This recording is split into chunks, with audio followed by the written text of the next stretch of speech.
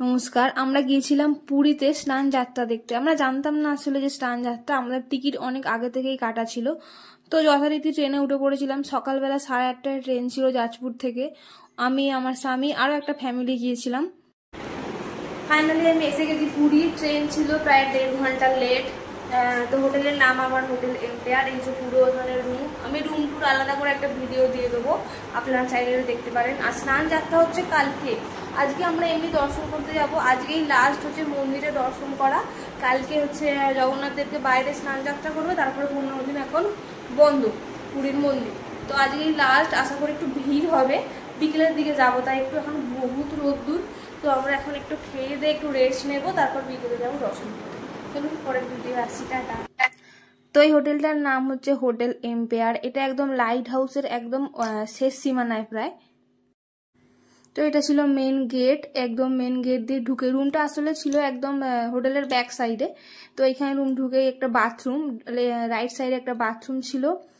বাথরুমে যথেষ্ট ক্লাসিক, মানে মোটামুটি স্ট্যান্ডার্ড চলে যাবে। আর এই রকম রুমটা ছিল। রুমে একটা এসি ছিল, এসি রুম। আর একটা ডবল বেড ছিল, মানে 2জন শোয়া যাবে, 3জন একদমই শোয়া যাবে না।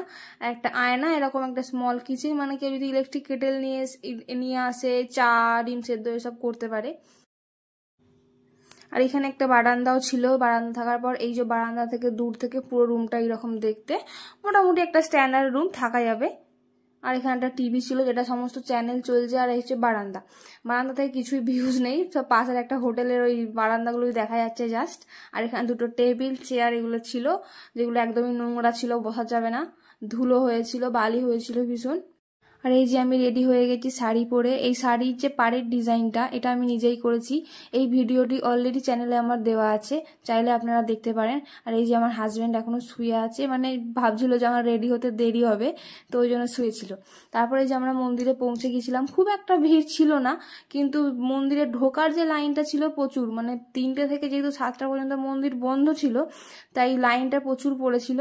আর অনেকেই মন্দিরে ভিতরে গিয়ে আবার ভগবান দর্শন করতে পারেনি, তাই আমরা বাইরেই বসেছিলাম মন্দিরের। তারপরের দিন সকালবেলা উঠে একটু হোটেলের বাইরেটা ঘুরছিলাম, খুব ভালো হাওয়া দিচ্ছিল। তারপরেই রেডি হয়ে গেছিলাম আবার মন্দিরে স্নান যাত্রা দেখার জন্য। তো এই দিন খুব ভিড় হবে বলে আমি ওই শাড়ি টাড়ি পরিনি, বেসিক একটা জামা পরেছিলাম। তারপরে এই যে মন্দিরে যাওয়ার জন্য বেরিয়ে পড়েছিলাম। তো বাইরেতে খুব একটা ভিড় ছিল না, কিন্তু ভিতরের মন্দিরের জগন্নাথ দেবকে খুঁজতে খুঁজতে আমাদের 1 ঘন্টা লেগে গেছে। মানে ওনার যে কোথায় যে স্নান যাত্রাটা হচ্ছে কেউ ঠিক করে বলতেই পারছিল না, শুধু শুধু সবাই বলছিল ওইদিকে ওইদিকে ওইদিকে। তো সব দিকেই না ব্যারিকেড দিয়ে এরকম ঘিরে দিয়েছিল। তো আমরা পিছন দিয়ে অনেক হোটেলের ভিতর দিয়ে গিয়ে গিয়ে যেহেতু এই দিন খুব গরম থাকে, তাই প্রত্যেক বছরই না সরকার থেকে এরকম ভাবে জল স্প্রে করা হয় সাধারণ মানুষের উপর। আর এদিকে দেখি রথযাত্রার জন্য আমাদের রথ তৈরির প্রস্তুতি চলছে চারিদিকে।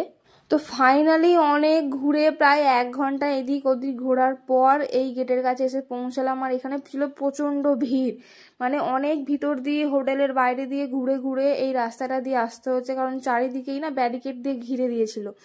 তাই এখান দিয়ে পিছনের একটা গেট ছিল, এটাই হচ্ছে মনে হচ্ছে এটা মেন গেট, জানি না, এটা সিংহদ্বার করছিল। তো এইখান দিয়ে ঢুকে আমরা স্নান যাত্রার বেরি করা হয়েছিল, এখানে গিয়েছিলাম। তো এইখানে এত ভিড় ছিল যে এইটুকু রাস্তা যেতেই আমাদের অনেকটা টাইম লেগে গেছিল।